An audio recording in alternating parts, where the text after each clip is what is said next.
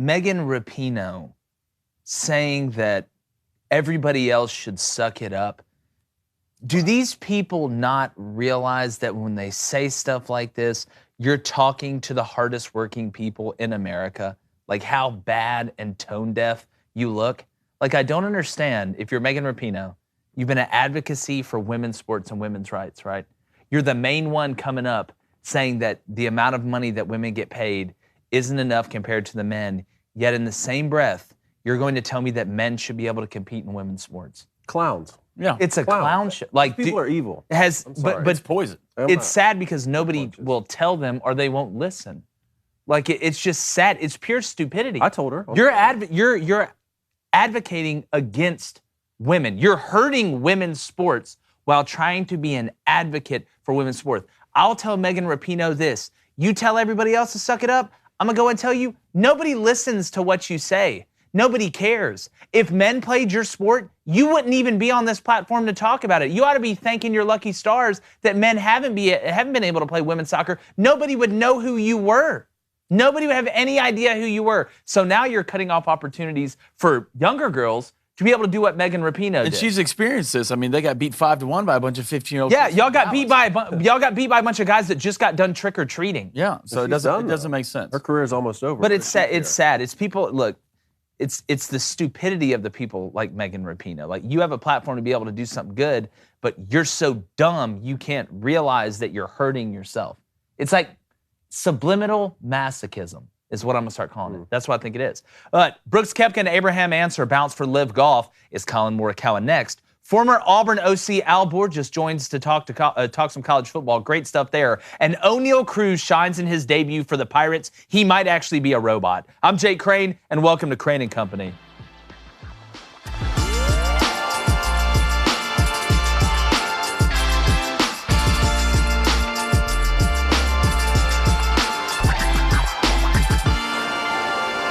A double standard is defined as a rule or principle which is unfairly applied in different ways to different people or groups.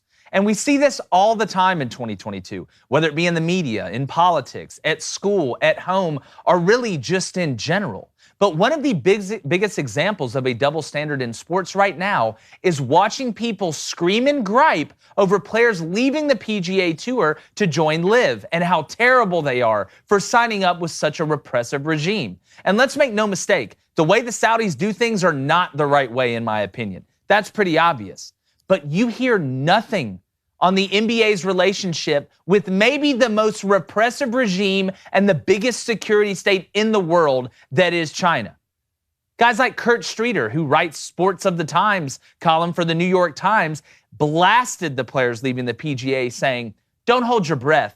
None of the golfers who signed to the LIV Tour in exchange for staggering sums will speak up. They're too spineless and too compromised, working as they do for a tour funded by a government that tramples human rights." Now, I'm going to be honest. Hearing somebody at the New York Times talk about somebody being compromised is absolutely hilarious in its own right. But I tried to find a Streeter article or any article that actually denounced the NBA somewhat for partnering with the regime that literally has slave labor camps for Uyghurs and other minorities. But nothing. Couldn't find anything, which is not shocking coming from the New York Times. I do know that. But at least the players going over to Saudi Arabia are actually playing in their profession. They're taking the opportunity for guaranteed money, which the PGA up to this point does not offer.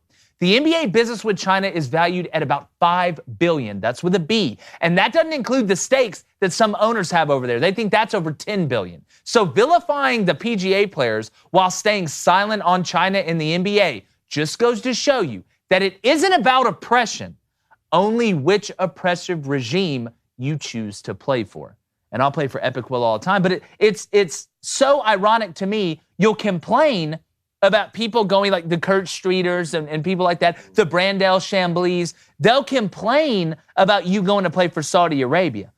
But when it comes to China and the NBA, you don't hear a word. You want to know why you don't hear a word? Because it's bad for business for most of these people. The New York Times and China, don't get me started. I'm not going down that rabbit hole, but you don't have to be Inspector Perot from Murder on the Orient Express to figure out there's something going on when you look at those. But you don't hear anything. You don't hear anything on ESPN about it. But you'll hear about the Saudis. They'll tell you about how bad the Saudis are. But these are the same people that'll go fill their tanks up with gas that are coming straight from Saudi Arabia too. But I won't go into that one. But when you mix Megan Rapinoe and the absolute double standard and the hypocrisy of all this woke nonsense in sports, we're sick of it. Yeah. Megan Rapinoe, don't tell me to suck it up. You suck it up. You suck it up. Looking at this, just call balls and strikes. You can disagree with them going to play in Saudi Arabia. You can get on the highest mountain and scream it. I don't care. But use that same energy when you're talking about China. But they don't.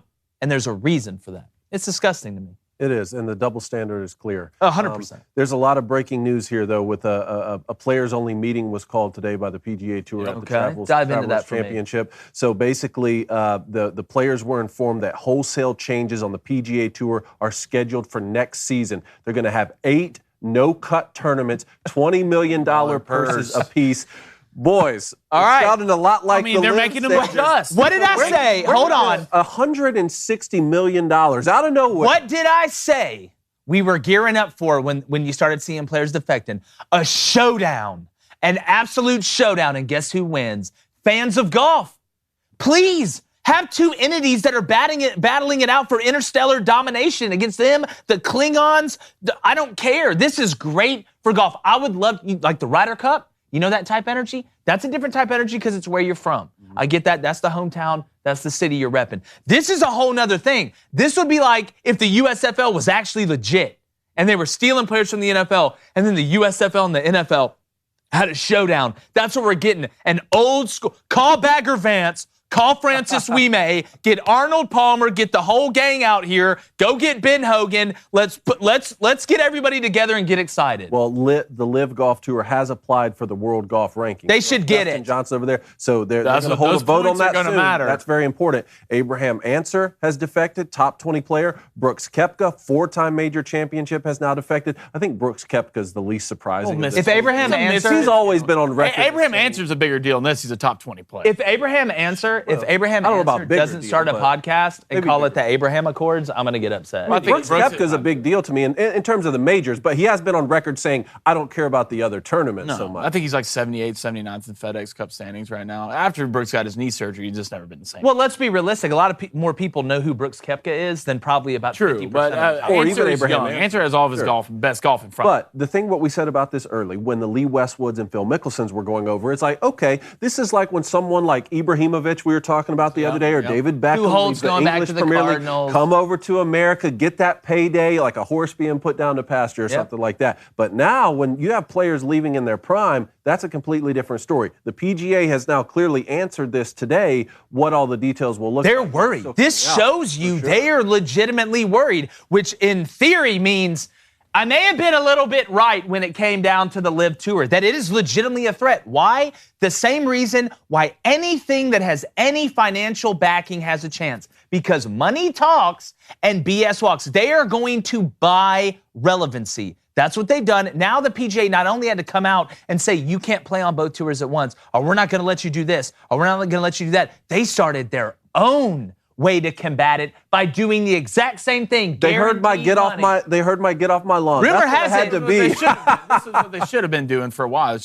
Rumor has it Jay Monahan.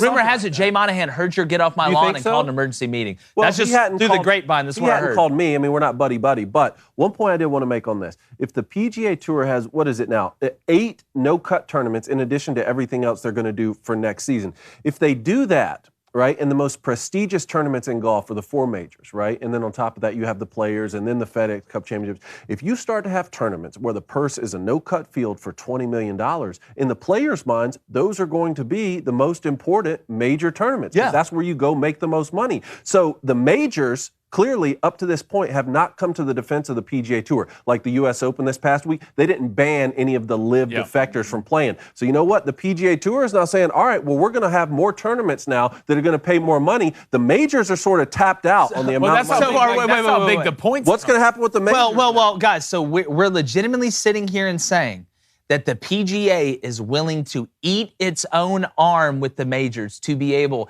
to keep these guys on the tour. Because again, what else are you doing? What else are you doing? I mean, that's how deep this is. Like, this isn't a mild response or something like that, or we'll increase your pay a little bit. They basically took the same model and said, all right, well, if y'all are going to do it, we're going to do it, which means you're worried. There's an old saying, a hit dog hollers. And it looks like the PGA doing a lot of hollering right now. They're getting worried. They're getting a little nervy, Blaine. You had to change. You had to change. And you're lucky because they didn't take away one of your golden childs yet. If Morikawa went, if the kid who stayed in class and the teacher forgot to say the homework and raise his hand and say, hey, teacher, did you forget about homework, Collin Morikawa? Then stuff gets where if they go for that tight group, that nucleus of group that is their stars, their young talent, and they start going, that's when the PGA, that's why they had to change before that happened. Well, Colin had to send a tweet out earlier this morning that was like, whoa, I didn't say anything. Like, I told you there was going to be a lot of fake news or funniness. I'd rather you just tweet and say, I decided to stay. But he did watch the Well, the PGA point Tour system is what they're meeting on that today, right? Whether or not the point They had a players-only meeting today at the Travelers Championship, and then I believe Jay Monahan is giving a press conference tomorrow. That's how I understand. You don't have players-only meetings when it's going good. Let's just put it that way. You don't have those when it's going good. Yeah, Booster Club. All right, David Vernon with a $1 donation. Steve Vernon, thanks, buddy. Now, I'm guessing a question is coming later. He's probably typing it as we speak. Mike says the PGA Tour is not keeping it steady. They're not keeping it steady. Touche. All right, we got one from Kyle Jenkins. How do we look at the PGA Tour now that they have money bleeding out of their ears? Should we all just start rooting for the LIV Tour to supplant the PGA Tour? Again, you got to pick who's your big bad guy here. Either it is the LIV Tour, like you see guys like Kurt Streeter, because, again, they treat the Saudi regime different than they treat the NBA and China. So you can make a bully out of the LIV Tour for that. Or you could say the PGA is a bully because they weren't doing right by the players and that they needed to do this and make this change a long time ago. They're behind the times. So it's really which one you pick. What I like to do is go for what's best for the fan. And you know what's best for the fan, guys like me, is if LIV Tour is really good and the PGA is really good, we need to have a match. We need to have a showdown, like a Ryder Cup situation, but between the LIV and the PGA. Give the people what they want. And I don't want to get too off course, but I have another suggestion for another sport. Do that, have the LIV Tour, play the PGA Tour in a couple events. And then for American Ninja Warrior, I watched that for the first time the other night. And it would be so much better if the people actually rooted against each other as opposed to for each other. It's just way too cuddly. Everybody's got a feel-good story. Like, it's just, we should be rooting against each other in American Ninja Warrior, but that's a story. American Ninja Warrior. I didn't think that was going to come up. No, that's been on my mind. You just now? No, I was watching it the other day, and it's like everybody's rooting for each other, like everybody's happy for each other. No, I don't want to see you be happy for each other. I'm watching that to watch people fall and be embarrassed and let their team down. And I want to see people get upset. I want to see people get upset. Math and push-ups. Math and push-ups. Math and push-ups, hashtag. That needs to get started. Look. No, to answer his question, I'm not giving up on the PGA Tour yet. And golf, just like tennis, is very steeped in tradition. The PGA Tour still has tradition. But I do love to see when free market force competition to be better. Yes. Competition treat your guys success. better early, and you won't have people unionizing or collectivizing or defecting off to other tours like this. I'm with you. Anyway, that's my 2 cents. All right, Jonathan Herndon, hashtag Ask Crandon Company. When will we see an NBA game in China? Again, you'd have thought it would have happened by now. Yeah. But what's funny is people are getting mad at these players who are actually going to play their sport over there. They're not just over here taking money from the Saudi regime like the NBA is doing from China. They're just funneling money in. That nobody's going over there. Nobody's playing in front of fans. It's the exact opposite. Yet, they get bashed for going and playing for the Saudis while China keeps Uyghurs and people enslaved and, again, is one of the most manipulative, worst regimes that we've seen. They're a Communist Party regime. Yet, you don't hear anything. You hear nothing. It's amazing. That makes me think of a few things. So, one, Formula One has races there too. I need to go and dissect exactly. You mean Formula 3 because only three people win the race? Formula. Also, with the LIV Tour, they are touring. I mean, they started in London. I think they have a tournament in Oregon coming up. So it's not just like they're just playing in Saudi Arabia. But they're actually playing over there. Like they're going somewhere to play. Like it. If the NBA was going to do a collection game with China and England in London, I would give them credit for that. I would at least you're playing. No, you're not. You're just taking money from the Chinese regime. Like that's what you're doing. And the owners in the NBA have over $10 billion invested over there. And I know that encompasses a lot of stuff. I'm not going to sit up here and act like I'm a business strategist, but I do know where you're getting your bread from, and you're not going to bite the hand that feeds you. But they'll bite this hand, and they'll bite it hard. But we'll get back to the Booster Club. I want to get Al Borges in here, former Auburn OC, Michigan OC, Indiana OC, Boise State OC, UCLA OC, Oregon OC. We're going to get him in here Let me get a couple questions. All right. Give me a couple more. We'll get. Okay, I like this. Jack Daughtry says the PGA versus the LIV is like Xerxes versus the 300. It is, but I feel, look, let's break this down. Okay, wait a minute. Get fundamental about it. Let's not act like the PGA Tour doesn't have money.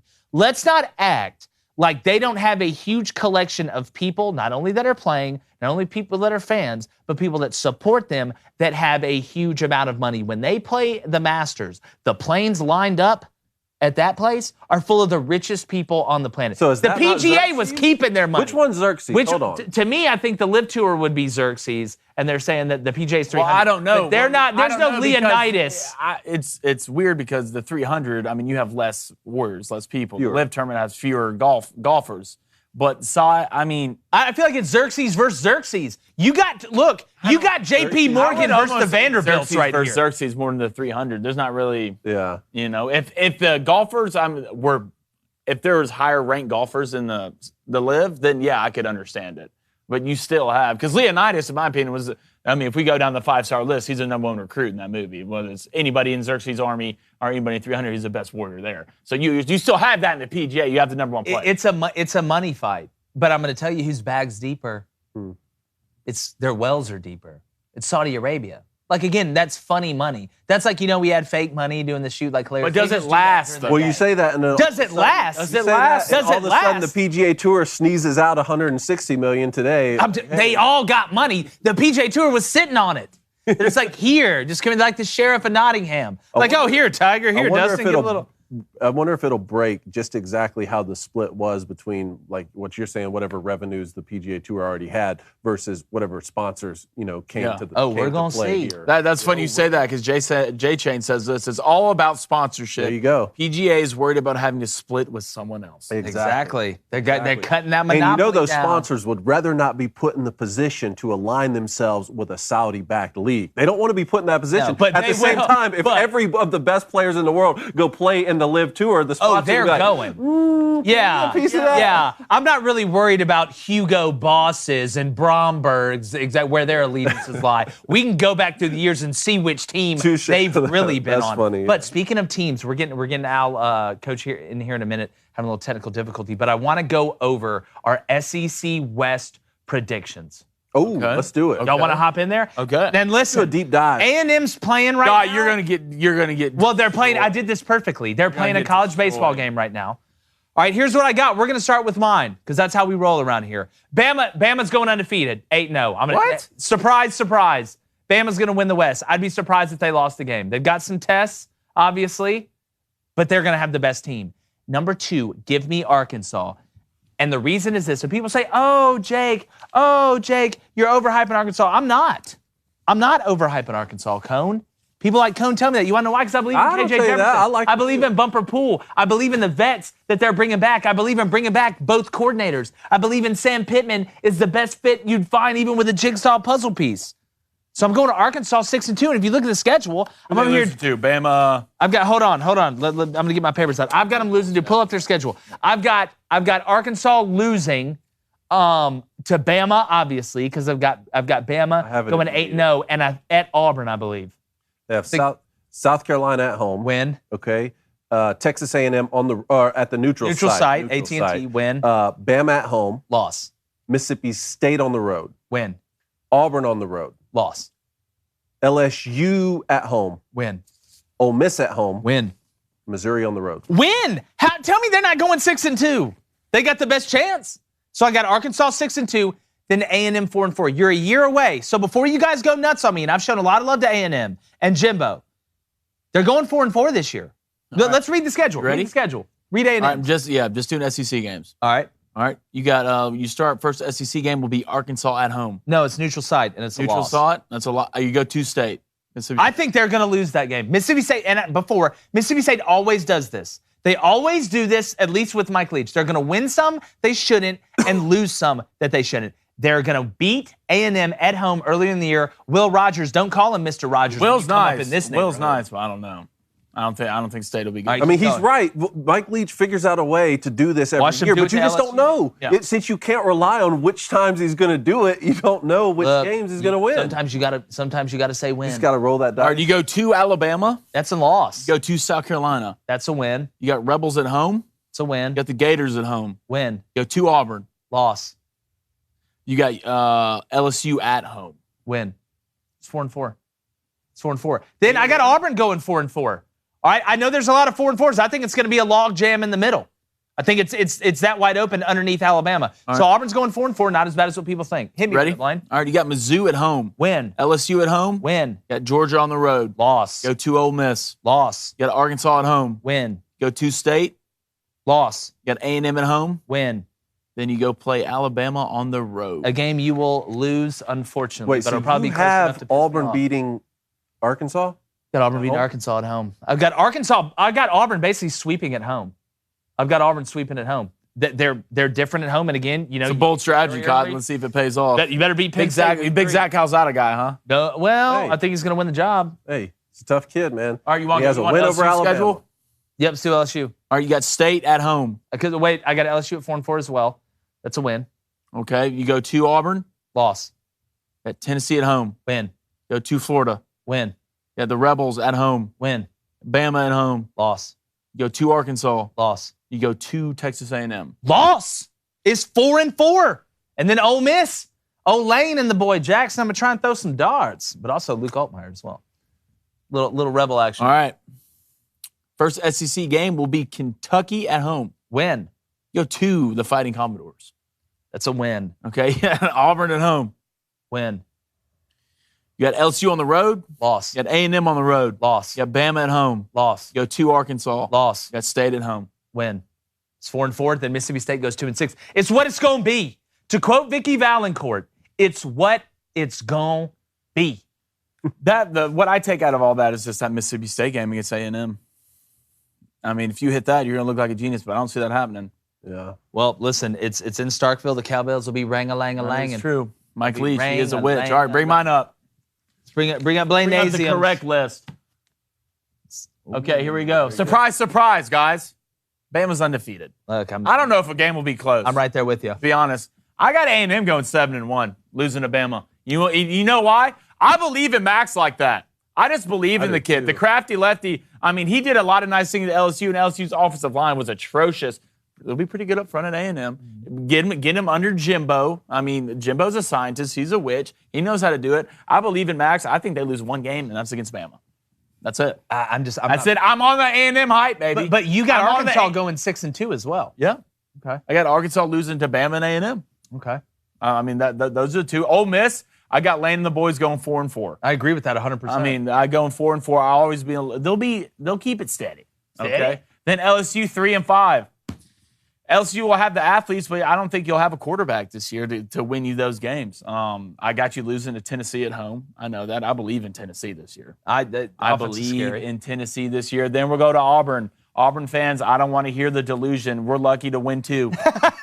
We'll be lucky to win 2. I really do. It's tough out there. It is. It's hard out there. I don't believe in the quarterback room. I don't believe in the offensive line. I mean, we got a couple good D linemen. Who plays receiver? No one really knows anymore. So we'll see. I mean, we'll find out. Penn State, I believe that's week 3. That's at home, but we'll find a way to lose that. Then 2-6. You know, Mike Leach. I mean, they'll win 2. I got him beating Auburn, and I think maybe LSU if that game's at home. Will Rogers will do enough, but I mean, sooner or later, I mean, you just got to get better in the trenches. Yeah, I like it. Even though Charles Cross was. Bring it up. It's not there anymore. Bring it up. It's true. All right, Coney.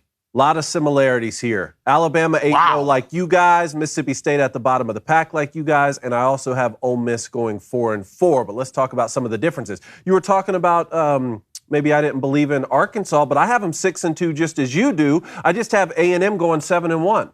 I think they lose to Alabama, and that's it. I think that Jimbo figures out a way. Y'all are really on A&M hard. Y'all are really hyping them up. Look, their recruiting class told me enough. You put Max under Jimbo Fisher. I'm telling you, Max can spin that thing. I've been a big Max Johnson guy. Ole Miss, Florida, and LSU all at home. Okay, I think one of the interesting ones to watch here is Arkansas at Auburn on October 29th. That's going to be an interesting game. Might be Ole a Miss, slaughtering. I mean, Ole Miss is Texas A&M, LSU, and Arkansas. Another thing I was going to point out here is LSU is at A&M, at Arkansas, at Florida, and at Auburn. I mean, that's tough. It's tough road to hoe. So very similar to you, except I actually have Auburn beating LSU at home. I've got Auburn beating LSU at home as well. I think Auburn, Blaine, read me Auburn's home games again in the SEC. I don't think I have them losing a home game. Oh, and while he's doing that, here's Mississippi State. Home against Texas A&M and Arkansas, but those still going to be tough games. At LSU, Bama, and Ole Miss, and then your out-of-conference games are Georgia. I'm pretty sure I have Auburn winning that. Or you're out of the East, or Georgia and Kentucky. Really? Okay. All right. Just give me the home SEC games. Okay, you got Mizzou at home. Win. At LSU at home. Win. You got Arkansas at home. Win. You got A&M at home. Win. They're going to go undefeated at home in the SEC. They'll go undefeated at home, and they'll lose every game on the road in the SEC. You think Auburn beats Texas A&M and Arkansas at home, and yes. LSU? Yes, at home. Woo! Yes, I do. You want to know why? Because I've covered Auburn for a long time. Here's what Auburn do. They'll give you hope early.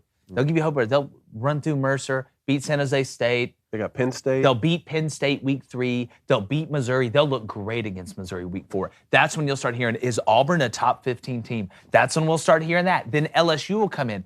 Auburn will beat LSU at home. Everybody will freak out. Everybody will think Brian Harsin is the greatest thing of all time. And then you know what's going to happen?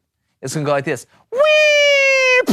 It sounds because the back half of that schedule, guess what? Let me tell you a story about the time you took the kids, the wife, you packed up, and you went on the road to hell. That's what's coming. It sounds like Auburn has a lot of Michigan in them then. I wouldn't say that. Look, I wouldn't. Bo Nick's covered up for a lot of problems for that Auburn team last year. A lot of problems. I watched us almost lose to Georgia State. Yeah. On a last-second play. And then should have beat Bama. I'm telling you. And it's not like we just went in the transfer portal and just got the guy. Here's the best one. You know what you called him, Dave? The first thing when he signed to Auburn? What was he? Dave? What did you say about him? Tough guy. He's a tough guy. More importantly, his team has a win over Alabama. That means we're about to maybe win Shouldn't you be excited about that if you're an Auburn fan? 2 SEC games. I don't want you to just be tough. I want them to say, you know what? You know his best attribute? He's good at throwing. Is throwing and running and operating an offense. Well, the kid's tougher than a $2 steak. Well, we're going to lose. Well, this schedule's tough. Yeah, this schedule's way more than tough. What's the Booster Club saying, and why are they agreeing with me? Jimbo Eagle says Mississippi State shocks the world in 2022. Ooh. What does that mean? Please expound on that, please. Expound on that, please. Yeah. Jimbo Eagle. Kyle Jenkins says the SEC West teams may show up and defend Saban this year. If you can't beat him, pick on him just like Jimbo did. I mean, it's not a bad idea. All right, who does Mississippi State beat? Okay, let's go through this. Yep. Did we go through the schedule? Let's go through it again. Because we each have them at least winning 2, and someone has them winning 1. Cone has them going 1 and 7. Okay. Which was Keeping it extra unsteady. Yeah, sorry, LSU on the road. They're losing that. Okay, I was just waiting for answers, fellas. Quit yelling at me. All right, you got A&M at home. Loss. Arkansas at home. Win. Loss. No, I got Mississippi State beating A&M at home. That's right. All right, go to Kentucky. I mean, that's a I dogfight. have a loss. That's a loss. I had them winning this game. That's a loss. All right, then you go to Bama. Next. Then you have Auburn at home. That's the one I got them winning this I have game. them winning. I watched us blow a 20. I've got Auburn losing this game. I've got Auburn losing every round. Oh, yeah, that's right. That's right. Then so you got Mississippi State. Then you got Georgia at home. Slaughter. Then you go to Ole Miss.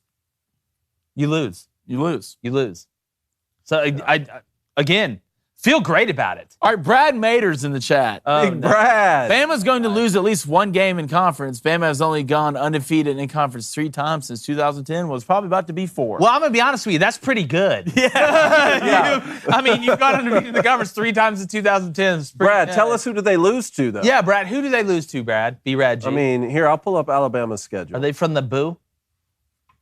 In conference schedule, they open it up with Vanderbilt at home. I assume he doesn't have that schedule. Yeah, that'll be that. You want to talk about just ruining people's in some season? states, that'll be considered assault. Yeah. Bama on the road at Arkansas, and then at home against Texas A&M back-to-back weeks. That is interesting. Then they do go to Tennessee. They have Mississippi State at home, on the road to LSU, on the road to Ole Miss, and then obviously the Iron Bowl. Look, the most important person this year for Alabama, the two most important people, who are they? The bus They're driver? The bus driver and the pilot. Okay. Fly the plane good, land it, drive the bus good, park it, just to get us to the game. That's the game that Bama plays. We brought them in. We developed them. You get them to the game. Here's some Chick-fil-A. Here's my question then. If you have them going undefeated in conference and you've already said that they're going to beat Texas, you have them going undefeated. Yeah, they're not losing. Okay. You know how they always say that there's that player on the team that has a ton of potential, and that if he works extra hard, yeah, that's what they said about me. Yeah, that's not them. Yeah, that's not them. That's not you. What did he say? Yeah, you have to work extra hard. He said you're gonna have to work extra hard to be below mediocre. All right, one more for the Booster Club, and then we're gonna get to the break. Robert Smith says Vandy being the first game on Bama's schedule is the reason we need the pod system. Look, Vandy's gonna have to play people anyways. Like again, Vandy should change their name to Bye. That's what they should be. Just the bye. It's a bye week. Come on. I'm sorry. Like you want the truth? That's just that's hateful. Hey, that's down here, man. Yeah, no, it's that's not. Low. That's they even tied. Low that's for beneath you, buddy. They couldn't even win their spring game. They tied. That's beneath you. Okay. It's not beneath. They're going to go 4-4. Wait till we do the East schedule. If Vanderbilt, if Vandy played Auburn, this year, who knows? Oh, we were talking about football stuff. Who knows? What'd you just say? It'd be a barn burner. Who knows? What'd you just say? It'd probably be 3-6 going into the fourth. Vandy played Auburn? Don't ever look at me and say that again. Well, that's the truth. Oh, also, guys, I forgot what day it was. Yes, I'm sorry. please. On a Tuesday. I'm sorry. All right, we're going to go straight to rapid fire after we get back from the sub break and then get Al Borges in here. But if you want to watch or listen to the rest of the show, head over to the Daily Wire, become a member, or listen on Apple, Spotify, wherever you get your podcast. Subscribe, leave a 5-star review, and share it with all your friends. We'll be right back.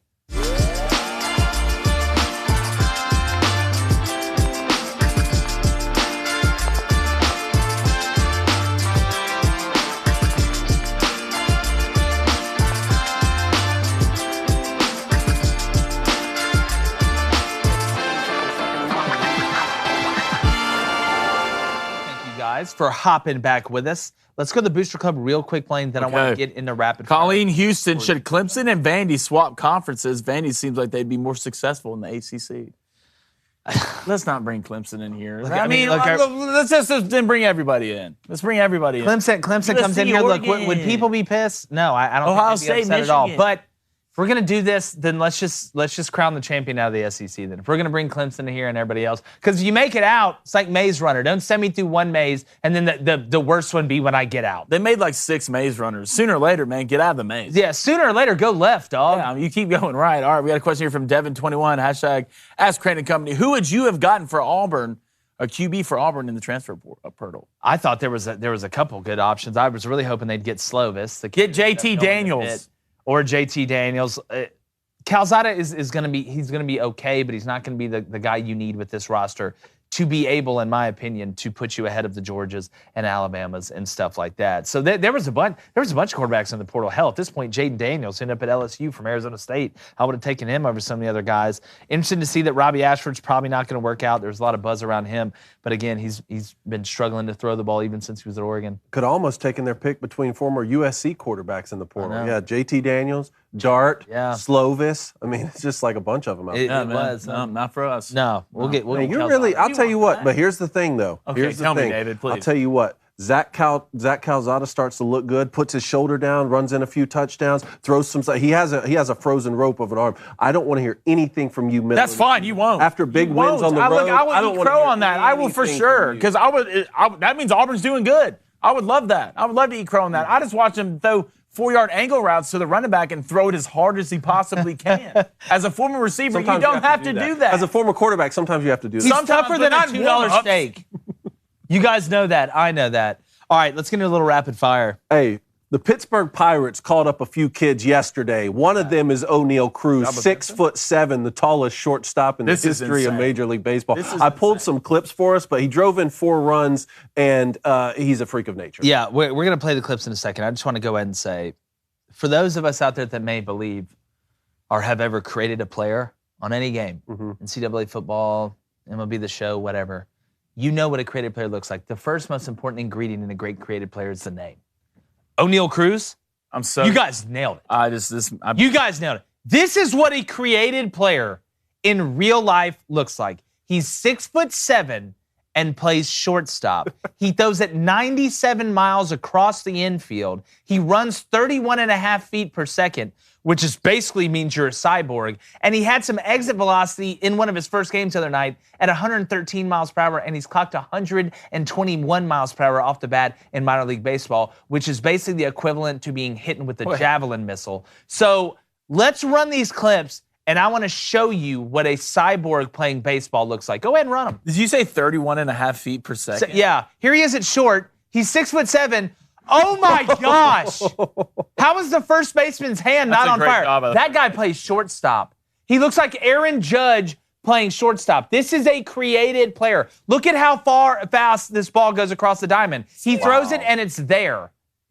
Nobody's beating. Ichiro's not beating that out. What a great extension right here from the first base. And watch this. You find it. Oh. Well, Blaine, you said something. How did it take this long? Here's the bat. How did it take this long for this guy to get called up? What were we talking about? I mean, he was looking at what? Yeah, like first of all, you can only hear his name, and once you hear that, you're automatically good at baseball. And how he was almost safe for that. Insane. Look at how much bigger he is than everybody. And you're doing that. You're playing short. Do you know how quick twitch you have to be to play short in Major League Baseball? 6'7". Another example of where people told me that I couldn't play a position because. Cone, look, this guy's giving you hope. Look at this double. I mean, again, or that single. He's a pure hitter too. He's a pure swinger. He's an alien. Alien, cyborg, whatever. Madris had 3 hits too. They called him up. Somebody asked us. What were we waiting on? That's not, if I'm a Pirates fan, what were we waiting on? Steve the Pirate asked us, and he continues to ask us, when the Pirates will be relevant. Well, I go ahead and give you a hint, Steve. I said you guys are going to be in the NLCS within the next 3 to 5 years. Having guys like that, that's going to help make it there faster. Okay, because that right there, we've seen a lot in baseball. Great player, legit. Shohei Ohtani, unbelievable. It's fun watching him. Cool story, whatever. That guy right there has a chance to be generational. Look, I don't know if he'll be as good as Jabba Pinson, but he'll have a great career. That's your creative player? I'm batting 4. You named him Jabba? Jabba Pinson. Is he fat? He's batting 433 right now. He's got 73 tanks. Wait, I have to put something in our future segment here. We need to do best creative player names. Oh, dude, look. Still to you don't want to go down this this day road. and say football road to glory is the best created thing you could do in a video game. And DJ Stone, the running back from North Carolina. DJ Stone, the name wasn't great though. You're right. That's a mid take. From you settled. That's you settled on the name. From you, but we'll let that. You settled on the First of all, better late than never. But there you go, rapid fire. Avs Lightning. You boys were right. Maybe we have a series here. It's a series. Darcy Kemper got pulled Kemper got pulled in goal, and they say Kucherov is likely to play in Game 4, but Braden Point is doubtful. That's okay. Experience. The Lightning were never going to panic because they've won it before. They understand where they're at. They realized they were coming back home. Said it's going to be 2-2. Going back to the Avs, it's going to be 2-2. But what was interesting in this game was the Lightning kind of beat the Avs at their own game. This game was somewhat faster paced. The Lightning were able to put the puck in the goal, and they played physical. The Avs, I'll say this, I didn't think the Avs played horrible. I thought the Lightning just played about as well as they could play. The big difference for me in the first 2 games is the Avalanche controlled the middle of the ice. Yeah. It felt like almost the entire game, the Lightning got to the middle of the ice this game. They got physical. One thing for the Avalanche, McKinnon, man, you got to quit passing so much. I really need you to start shooting more, especially when you. Wait, is that what you need, or is that that's what I need from my bets from yesterday that didn't hit? But watch this goal here, though. Oh, well, he passed this in. And sometimes that's how it works. He passed it and nutmegged the goalie and went in. But again, the Lightning just felt like they were attacking, where the Avs had been attacking. We talked about it's a siege when the Avs end up playing you. They just fire at the goal. But Tampa Bay, they were always in their offensive end. I thought they handled the puck better, but they were able to put the puck in the net. But I do have to say, the goal getting called back early to put the Avs up 1-0 because offsides, that was a huge boost. I know they ended up scoring. Landeskog ended up scoring for the Avs anyway, but it kind of jolted a little bit that momentum, and the Lightning didn't freak out. They were able to not only respond, but go up big. As a guy that had the Lightning -1.5 and over 3 goals, I got to say, Tampa Bay, thanks for showing up for your boy. But I do have to say, guys, and I want to get this before you get to the interview. Yesterday, I probably sat by the most annoying person of all time. It's sitting in a sports bar. I went to a certain establishment, not going to say what it is. Maybe you could say the wings are a little wilder there. I guess you could say. So I sit down, and I'm watching the game. The game's about 5 minutes to start, and this lady's sitting right next to me, and she keeps talking. I have no idea who she is, and I'm being cordial, I'm being polite, whatever. I can tell she's been up there drinking all day. And so the game starts, and I'm not one of these people. I'm there, by myself, not with my buddies. I'm not rooting for anybody or anything like that. But she realizes I'm rooting, want the Lightning to win. She kind of picks up on. So every time the Lightning does something good, she's like, woohoo! And like high-fiving me and doing all this stuff and just being totally obnoxious. I actually left after the first intermission. Thank goodness there was an intermission. I had to leave that it was so bad. I just want to get that off my chest. That was a bad experience. Are you okay? Today. You okay? Same one. I went to one last week. I'm sitting there watching the game. Some guys with a girl right next to me. It looks like they're on a date. Some lady comes storming from the back of the restaurant. Dog cusses him, looks at her, dog cusses her, then walks away. That's what I'm talking about. Everybody's looking around. Everybody's wondering what's going on. Then the lady comes back, grabs his phone, and runs out of the restaurant. So we're like, what the hell's going on? That's the poor girl. I wanted The poor girl started crying.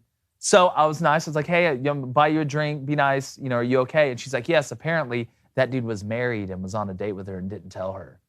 Tough break. Look, That's the type of action I want to see at the bar. Look, life of the sports bar. We've all been in weird situations. It was weird, but you know what's not weird? When you get Al Borges in here talking a little football. Oh man, including SEC Borges, football. Borges. Let's get gorgeous Al Borges in here, dropping the knowledge you always tried to find. Let's roll that beautiful footage.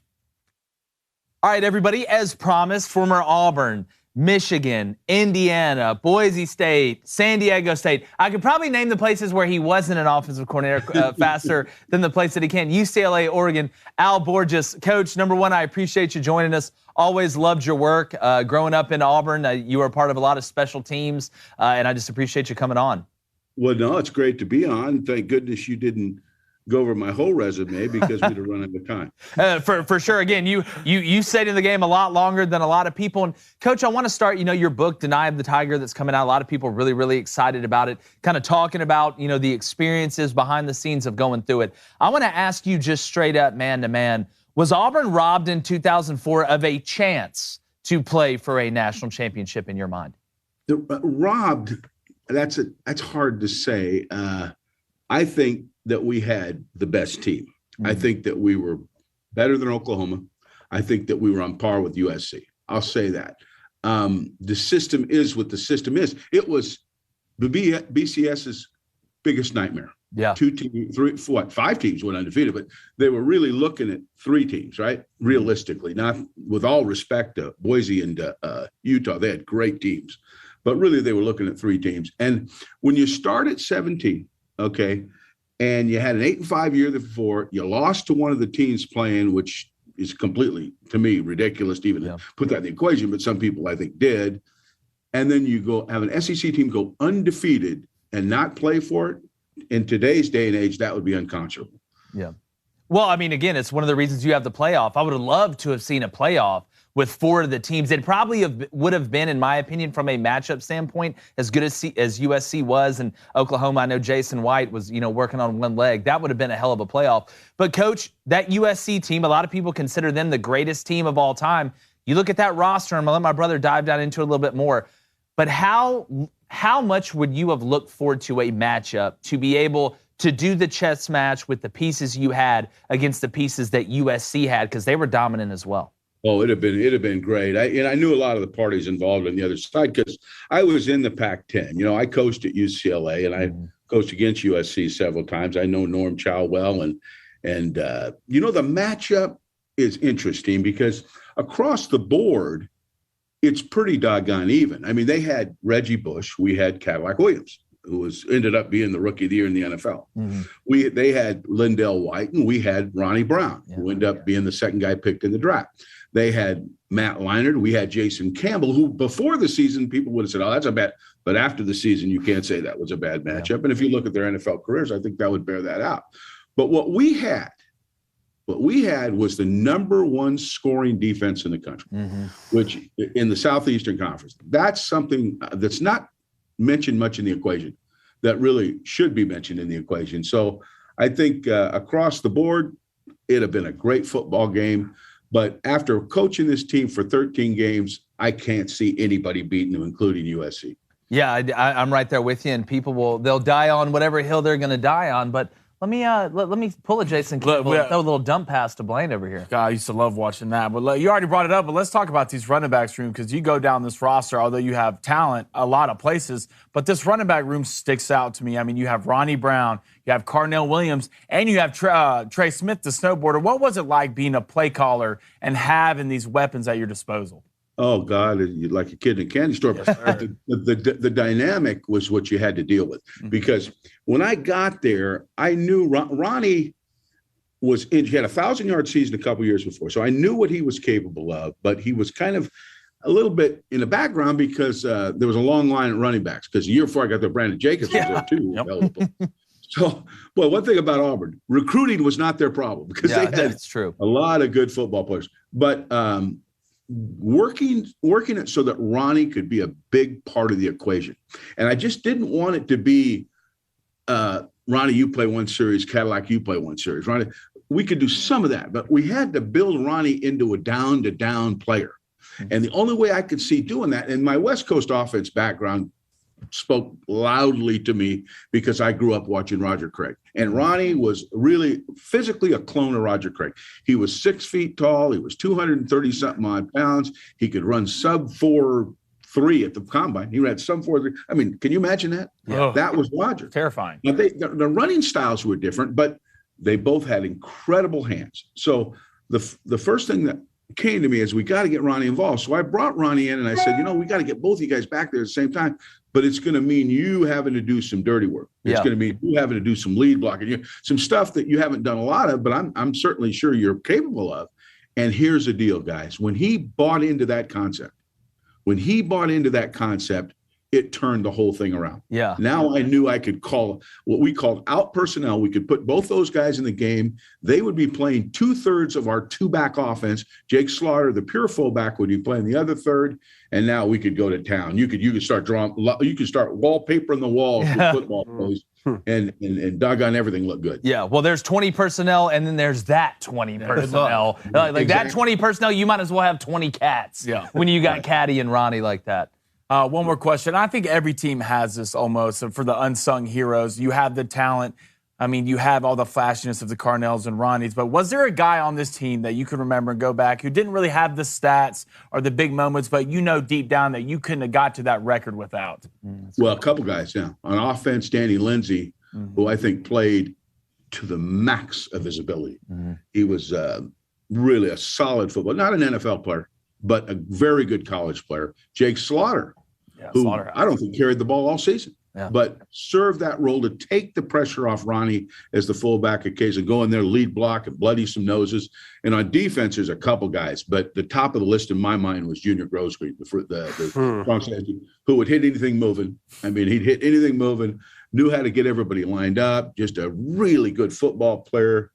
But there's other ones, there's other guys too, but those guys kind of stand out to me because they don't show up, as in baseball, they don't show up in the scoreboard. You know what I mean? Yeah.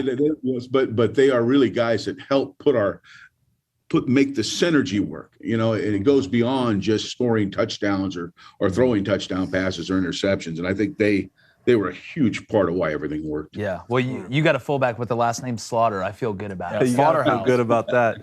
Coach, that 2004 Auburn team in many ways was the final straw for the BCS system. Now, it took a decade to implement the 4-team playoff, but the playoff seems to have solved the problem when you have more than 2 teams that can compete for a national championship, because we haven't really seen the case where more than 4 can. If you were in charge, would you keep the 4-team playoff as it is, expand it, or would you institute a completely new playoff system? Well, I like the playoff, and I think it works the way it is. The question, I guess, is how much controversy has there been about the 5th team being in there? Yeah. Was there a team this year where you could say, oh, doggone it, they got hosed? You know what I mean? Now, if that starts happening a bunch because of all these conference combinations, everybody coming together, then I think you got a good case for expanding it. I coached Division II football and 1AA football, where they had a 16-team format, and it was the coolest thing you ever seen. But it beats the hell out of the players. You got to play every single week, and it's a survival of the fittest type deal. You play 15 games, and oh my goodness, but it's exciting.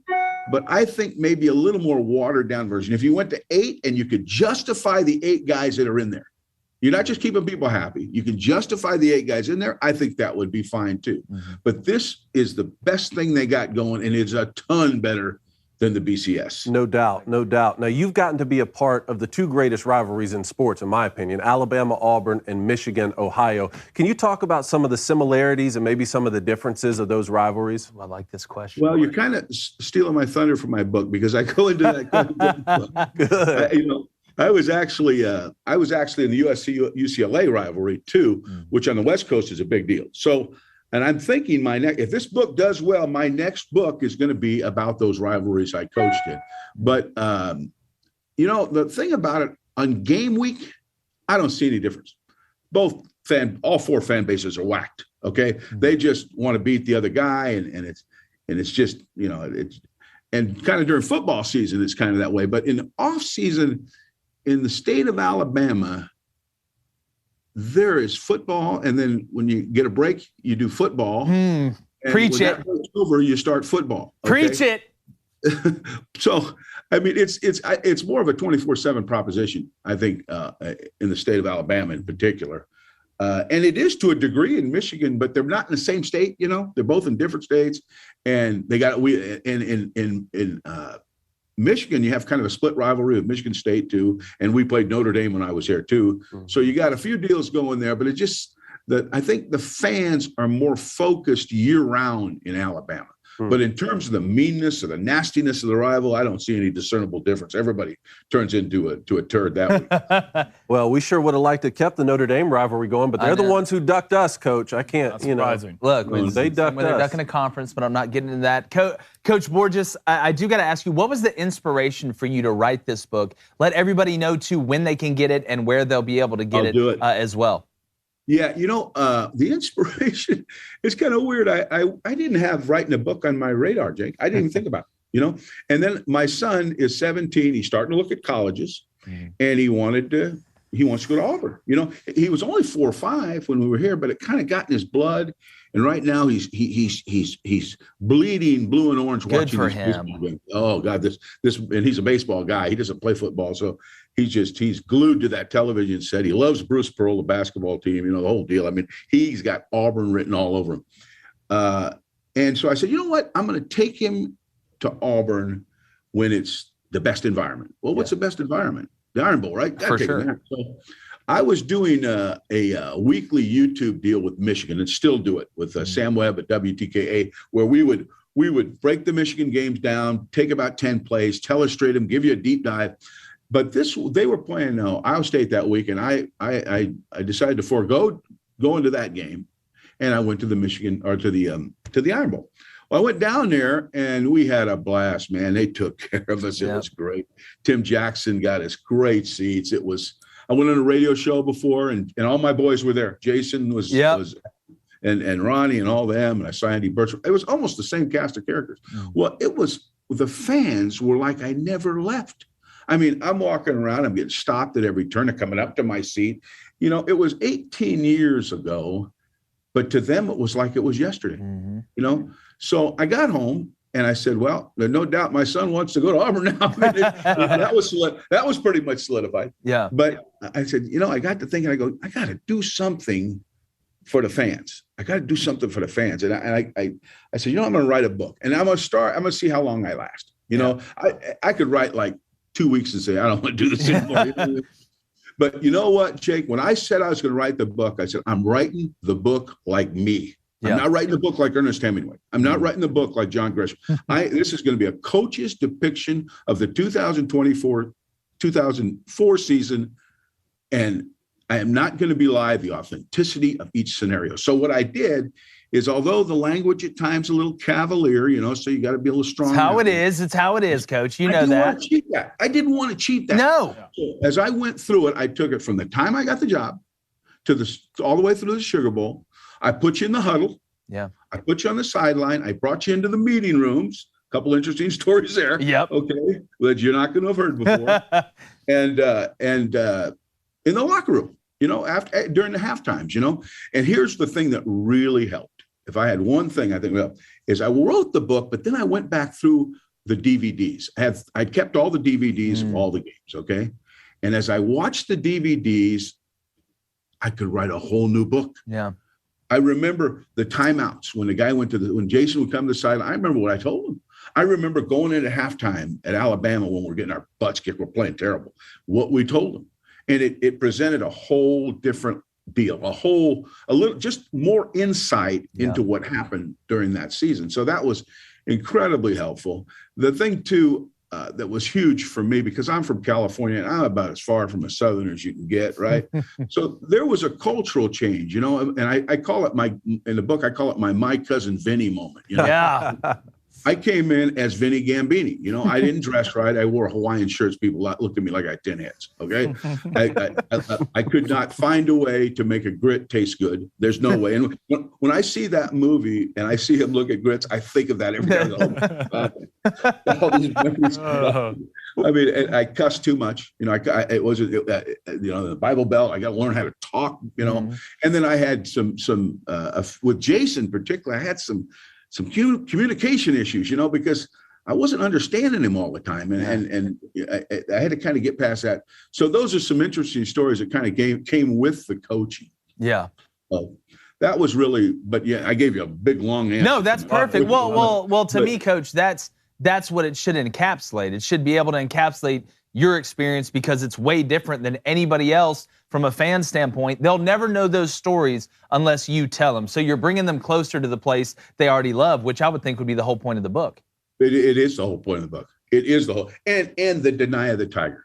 That really what it is it builds kind of to a crescendo, okay, and culminates with my case kind of for why we should have played for it.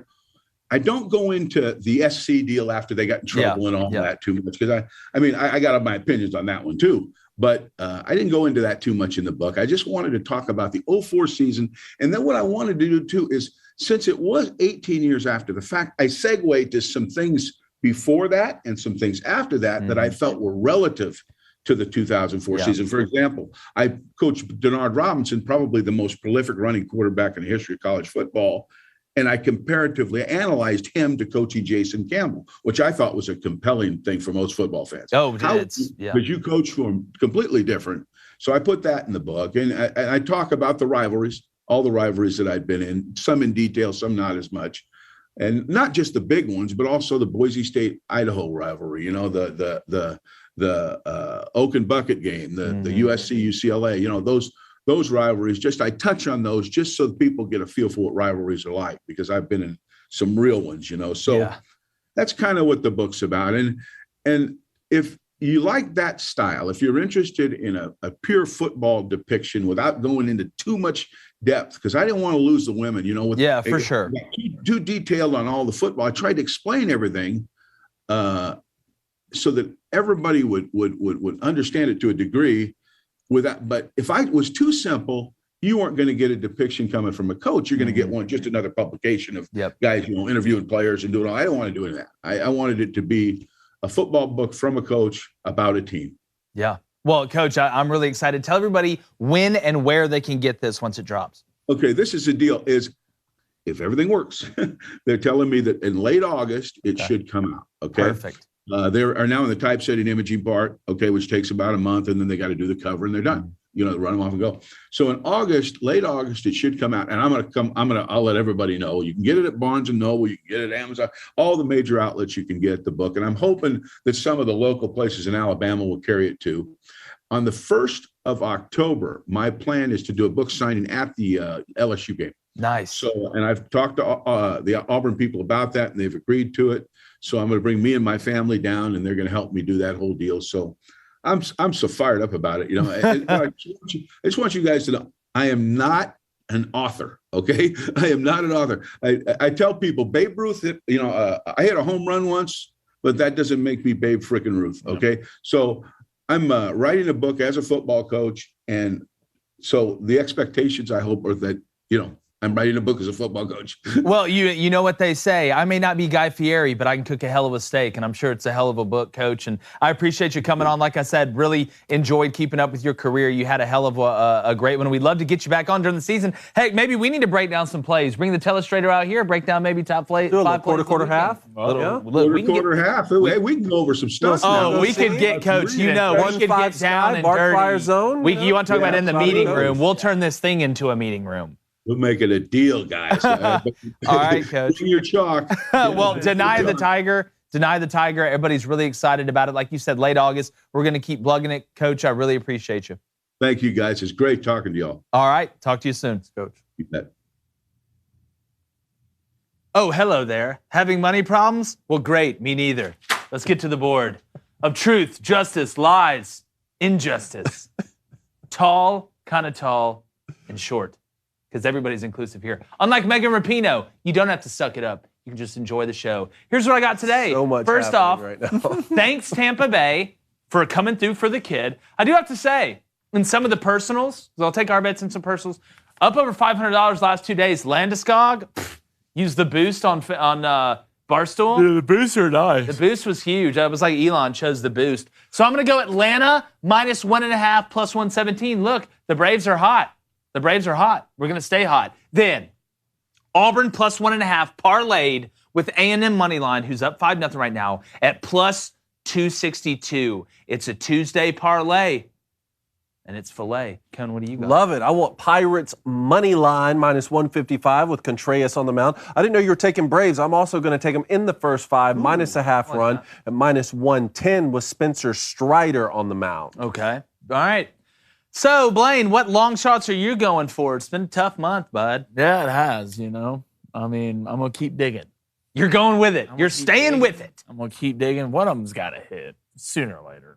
You would think, right? Because, like, that bet I took yesterday, every hockey game, I'm taking that bet. Do it. Those two guys. Might as well. Why wouldn't I? You know? I mean, if I lose three times, lose 6 units, I hit it once, I mean, it's a 10-unit swing. Proud of you. It's up 4. So, you know what? Let's take another long shot here. All right? I'm going Manny Machado.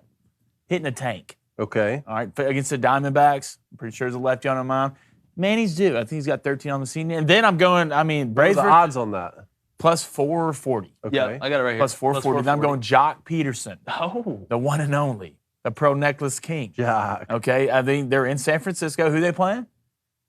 The Braves, I'm pretty sure. Yeah. A little reunion, you know. Let's remember one Is time. he in Atlanta or is it? I want to say it's in Atlanta. I think he's going back to the ATL. Let's fact check that. It's in Atlanta. It's in Atlanta. Even better. It's in Atlanta. Even better. Let them remember what they Oh, used yeah. to There's a have. lot of good ABs in that box. All right, let them, so you know, just hit one. So you're going Homers, Machado plus 440, Jock plus Can't 420. Baby Cone, 18-12 on the month, 38-21 overall, helping pay the bills, doing his part as a Doing his 9-month-old part. Cone. Now he's been out as long as he was in, Doing which his still blows part. my mind. But he's going to go Toronto. So Blue Jays, White Sox, Nerfy. Let's go no first inning, little Nerfy. Then let's go Padres money line -135. Oh, well, Pod's money. Okay, Maybe let's a go little to San Machado home Diego. run can help that. Where in the world is he? No. I do got to give a shout out to a couple people. Okay. One, Michael Wynn, you're on the board for joining the Hall of Fame. Congrats. You're a winner, Michael Yeah, Wynn. you're winning hard, Michael Wynn. And also, JT Bryan 12 and Revco 250 are now also in the Hall of Fame. Yeah. It's amazing. It's getting Way to crowded, go, boys. guys. Look, It's make getting sure you crowded. go to your locker, you get your towels, just some guards. Yeah, cigars. Make whiskey sure right we'll have here. our people reach out to your people. We'll set up the tournament and all that stuff. But like I said, we're going to have to raise this to 10-0 eventually. But Huddy is 5-0. He wants the Dodgers first 5 -0.5. D-Coach 22 is 4-0. He wants the Dodgers money line. Sister Rigby took Texas A&M money line. She's 3-0 at a plus salty 120. That's looking good there, Sister Riggs. Lava Leach is 2-0. Dodgers -1.5. L.A. Rambling Bear, also known as Brad the Tomatoes, 2-0. Spencer Strider over 6.5 strikeouts. I wonder how y'all came together on that. Ed has the Husky Cookie, 2-0. He wants the Cardinals first 5 -150. Daily Wire Squirtle Squad. Listen, there's nothing wrong with being a Squirtle guy. Ask the leader of the Squirtle guys, David Cohn. 1-0. Dodgers money line. Everybody's picking the Dodgers. Makes me want to pick against the Dodgers. And Quater 16, 0-6, doing the impossible. Wants Vlad Guerrero Jr. to hit a home run in this game, plus 250, which means you should bet for Vlad Guerrero Jr. to maybe not even foul one off. in the game. But I like it. Yeah, we appreciate you guys. Appreciate Al Borges. We're going to talk some Deshaun Watson. I don't know who settles more, him or the Browns GM. Deshaun Watson. We're going to talk about that tomorrow. He settled 20 out of the 24 suits. I think the original and 3 others That are one's still still going going, out there. exactly. Suspended. Yeah, you're getting suspended. Suspended. You're Probably getting for the whole year. You're getting suspended. But again, Possibly. And Gronk retired. Gronk, Maybe Rob, we should do a little top 5 tight ends list tomorrow or something. he's going to be up there. Also, today we had are we Mailbag Monday on a Tuesday, Tuesday. but it was a full episode, boys. I think maybe we kick that to tomorrow. You mean to tell me? Is Gronk going to be back in a month? You mean to tell me that we could possibly have Mailbag Monday on a Tuesday on a Wednesday? Boy, That's Get what I'm out telling of you. here. I love it. Wow, you got to love it. And like the chances of Vlad Guerrero Jr. hitting a home run tonight. Sorry, Quater. We're going. Shout out to Brad and Pat.